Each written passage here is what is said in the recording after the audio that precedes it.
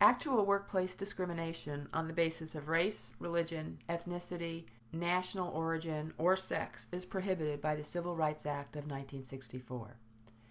And for what it's worth, I don't know why your author gets it wrong, but he refers to the protections on the basis of gender, which is not correct. The 1964 Civil Rights Act protects on the basis of sex, and for some reason the author left out the notion of national origin too. Of course, me being a lawyer, that error might bother me more than you. I just want to be accurate here in what we're talking about. Something you should be aware of, too, is that sexual orientation is not covered by federal law, i.e. it is not a protected class, but some states ban discrimination based on sexual orientation, as do some local county and city ordinances. So think in terms of the 1964 Civil Rights Act as being a floor, the absolute minimum of what protections are there. States cannot go below this minimum standard of protection. But states and local governments can extend additional protections, as does Jefferson County, Louisville, and Fayette County, Lexington, in the area of housing and employment.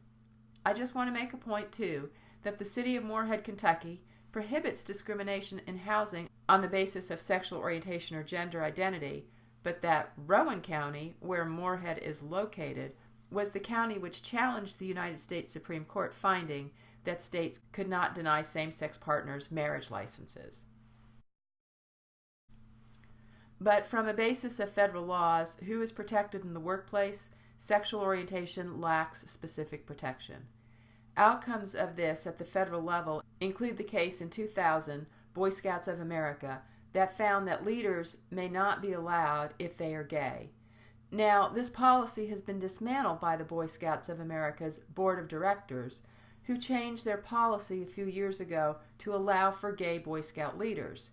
And another example of this was the old military practice of don't ask, don't tell, which was implemented in 1993 and issued by the Clinton administration, and which does not forbid discrimination if individuals are open regarding their sexual orientation. It was challenged in the United States Supreme Court and not overturned. But slowly this policy is changing too, and the military in 2010 determined that they would end Don't Ask, Don't Tell, and has in recent years started to issue reparations for those that have been discharged and are at least trying to create policies to abate for discriminatory culture. But the basic idea here to hold on to is that some states extend protection, but many do not. The concept of affirmative action was developed in the 1960s. These programs and policies are developed to provide equal opportunities to members of ethno-racial groups and women for educational or occupational positions in which they were previously underrepresented. There are some basic tenets to these kinds of programs. First, they're designed to try to bridge inequalities in employment and pay, increase access to education, promote diversity, and redress apparent past wrongs, harms, or hindrances. It's important to know that simple quotas are not permitted as part of a plan, but at the same time, quotas may be imposed if the institution does not make a good faith effort to remedy disparity. Affirmative action plans are common in the workplace and in college admissions. Some states have implemented bans, though, through legislation on race-based affirmative action. So this is a highly controversial area of law, which greatly impacts equality in the workplace as well as education.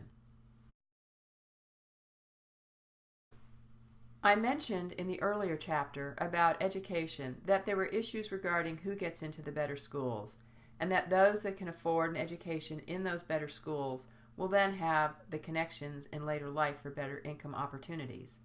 There's another advantage that the wealthy have in just getting into those schools. It's known as legacy preferences, that children of alumni are disproportionately accepted into schools. All private colleges engage in this practice, and most public institutions engage in this as well. Colleges say that they're justified in doing this because endowments and contributions from their alumni are at issue. These parents have made contributions back to their schools, and to some extent, there's an expectation that their children will be given due consideration for these contributions.